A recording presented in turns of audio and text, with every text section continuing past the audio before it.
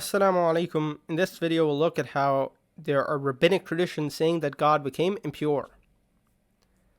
So we start with this midrash. Rabbi Shimon said, "Great is the love for Israel," meaning God's love for Israel, as the Holy One, blessed be He, revealed Himself in a place of idol worship, a place of filth, and a place of impurity in order to redeem them. This is analogous to a priest whose teruma fell into a cemetery. He says, "What shall I do? To impurify myself is impossible, and to leave my teruma there is impossible. It is preferable that I render myself impure one time and then purify myself, and thus I will not lose my teruma." So our ancestors were the teruma of the Holy One, blessed be He, as it is stated, "Israel is holy to the Lord." They were among the graves, as it is stated, and there was no house in which there were none dead. And it says, "And Egypt was burying." The Holy One, blessed be He, said, "How do I redeem them? To leave them there is impossible. It is preferable to come down and redeem them, as it is said, I came down to deliver them from the hand of Egypt. When he took them out," so when God took out Israel from Egypt, "He summoned Aaron, and He purified him, as it is stated, He shall atone for the Holy of Holies, He shall atone for the sanctuary." So in other words, God summoned Aaron, come, and Aaron purified God. As it is stated, He shall atone for the Holy of Holies.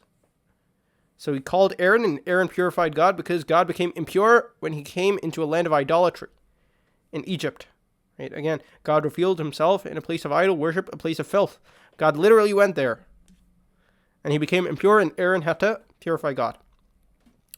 Similarly, we find in Sanhedrin 39a in the Babylonian Talmud, a certain heretic said to Rabbi Abahu, "Your God is a priest, as it is written, they take for me an offering, and teruma is given to the priests." He asked sarcastically, when He buried Moses, in what ritual bath did He immerse?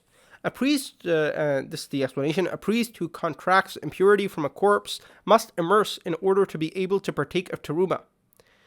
And if you would say that He immersed in water, but isn't it written, He who measured the waters in the hollow of His hand, that all waters of the world fit in the palm of God, so He could not immerse in them? So basically this heretic is saying that God is a priest, and He became impure when He buried Moses because Moses was a corpse and he needed to take a ritual bath. And then the rabbi responds to him. You would think that he would respond, "No, God did not get impure. No, God does not need to take a ritual bath. He's not, a human priest or whatever." But surprisingly, this is what the rabbi says. He immersed in fire. So God immersed in fire. So His ritual bath was in fire. Again, He immersed in fire, as it is written, "For behold, the Lord will come in fire." The heretic said to him, "But is immersion in fire effective?" Rabbi Abahu said to him, "On the contrary, the main form of immersion is in fire, as it is written, and all that abides not in the fire you shall make to go through the water."